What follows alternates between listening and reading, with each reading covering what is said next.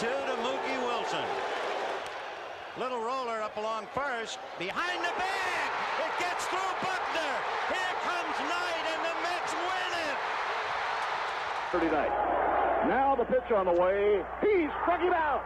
Struck him out. The Mets have won the World Series. And their crowd jamming and crowding all over Jesse Orasco. He's somewhere on the bottom of that pile. He struck out Marty Barrett. The dream has come true. The Mets have won the World Series, coming from behind to win the 7th ball game. Congratulations, New York Mets. You have won the 1986 World Series. It is the first time you have accomplished this feat since 1969. An impressive 108-win season and winning in 7 games against the Boston Red Sox. Take that, Brendan. Screw you, Buckner! That's the pain of a resident Red Sox fan. Oh, don't worry, young man. It gets worse.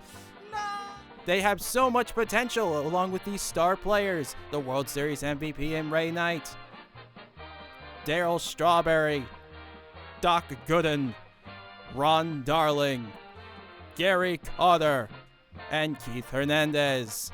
They have so much hope leaning towards them. But does that mean that there is more success to come? 1988, you then had a 100-win season and looked very dominant. Unfortunately, you lost in Game 7 against the Los Angeles Dodgers in the NLCS. 1999 seemed to be the stretching point, since it was the first postseason appearance they would make since 1988. They would place in second place with over 97 wins, unfortunately being below the Atlanta Braves. Don't worry, there is foreshadowing here. They would end up losing against the Braves in 6 games. 2000, the turning of a brand new century, and it seemed to be the turning of a new century for the Mets as well. They would go 94-68 and be in second place, only behind the Atlanta Braves, because of course. The only issue is they would actually make it to the division series. They would beat the Giants 3-1. They would get past the Cardinals 4-1. Finally, is this the year that the Mets are finally going to win the World Series? The only issue is they ran into the New York Yankees, which, oh, that's right, they were winning 3 straight World Series, because of course they were. Remember that team you guys beat in 1986? You remember that team that you crushed the hopes and dreams for? Well, now it's 2004, the turn of the millennium. And guess what, Mets fans? We actually won a World Series. We actually beat the Yankees in a playoff series for once. And guess what? Screw you guys. We actually did something you guys can't do since 1986. Of course, the pain never ends, considering the Red Sox finally won their first World Series since the 1900s. 2006 was truly the year.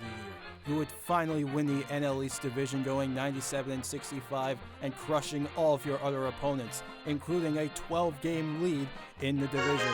You would finally make it back to the postseason for the first time since 2000. You would finally get past those Dodgers by sweeping them in the division series. Oh wait, did you remember the St. Louis Cardinals? That team that you fiercely beat in the 2000 playoffs? Well, they came back stronger than ever. You would go all the way to Game 7. Seemed to be doing very well. An Andy Chavez game-saving catch in a double play. The only issue is, it would go on to the 9th inning. You would have a chance against Adam Wainwright, who came out of the bullpen. And what did Carlos Beltran decide to do? Oh, that's right. He'd strike out looking at a curveball that he probably could have hit to the next side of the burrow. You would be eliminated in the NLCS round. Thanks a lot. 2015, the year that most Mets fans talk about. Considering they had a terrible start in the first half, the trade deadline seemed to make them unstoppable, as they would get key player Yoenis Cespedes. They would end up winning the division and going 90-72. They seemed to have a clear path in the playoffs. They would get past the Dodgers in the NLDS, but unfortunately it came at the cost of Chase Utley breaking Ruben Tejada's leg. No, I am not over it. Then they would move on to the NLCS and sweep the Chicago Cubs, who haven't won a World Series since the 1900s. Don't worry, they would get there just due the next year. I promise. And then the Mets would finally make it back to the World Series for the first time since 2000. They finally had the team to do it. The only issue was their closer. Haris Familia would blow games 1. Crap. Gordon in the air to center. Back at the wall. This game is tied. 4. Chopper on the infield. Oh, no. Murphy boots it. In to score is the tying run, Zobrist. And this game is 3-3 in the 8th. And by Broken back. Cut off by Wright. Out through. Wild tie game. Unbelievable base running by Eric Hosmer has tied it. Socrates, give me the knowledge to understand. There's no way it should be with all this talent. Somebody tell me. Do you hear me? Somebody tell me how they do it. I have to know. I have to know. That was pathetic. 2016, you would end up losing the division to the Washington Nationals, who had a pretty darn good team. You would go 87-75 and be 8 games out of first place. Lucky enough, you were able to make it into the wild card. You had Noah Syndergaard facing Madison Bumgarner in the wild card game. He was dominating. 8 straight scoreless innings. Seemed like everything was going to be perfectly fine. And then you remember his face, Mets fans? Haris Familia is back! 1-1. No! And a fly ball, well hit, right field. Bruce is back, turns, and it's gone! Connor Gillespie with a 3-run homer in the top of the 9th to give the Giants the lead. And there goes the hopes and dreams yet again. That would be the nail of the coffin for you. 2022 seemed to finally be the year of the Mets, as they seemed to have one of the best teams that money could buy. Acquiring someone like Max Scherzer, who would actually be pretty dominant for them, going 11-5. They also seemed pretty good, as Edwin Diaz would have one of the greatest years as a closer for the Mets and have a 1.31 ERA. Surely this would mean postseason, right?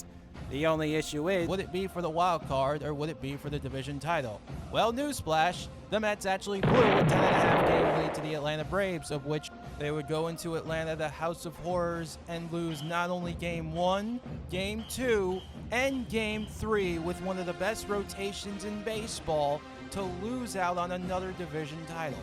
This would make them go into the wild card to face the San Diego Padres. And you would probably guess what happened there, right? They would lose in 3 games. Joe Musgrove, you cheated. Nobody in the ballpark. 0-5. Hitless through 7. Feels like rock bottom. 2024 seemed like the year that the Mets would do absolutely nothing, considering their general manager and their owner said fully on that they were going to punt the season. And it seemed like that was the case during the first half of it, as they would go 12 games under 500 and be in last place during the first half. Not to mention Jorge Lopez would throw a huge hissy fit and decide to throw his glove into the stands, because that's the kind of idiot he is. Jose Iglesias was then signed by this team and on a minor league contract. And the big thing about him was his hit song OMG, along with Grimace somehow throwing out the first pitch. Going on, they would go into Atlanta, the House of Horrors, needing just 1 win to make it into the wild card.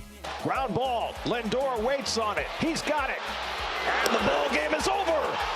From 0-5 to OMG. What a ride. The Mets are going to the postseason in 2024. Somehow, some way, they did it. The only issue is they would go to the Milwaukee Brewers' home known as Miller Park to somehow try and get a series win. Going into the top of the night, Pete Alonso had the biggest chance in his entire career to do something that no one's ever seen quite before. Williams sets. Here's the pitch.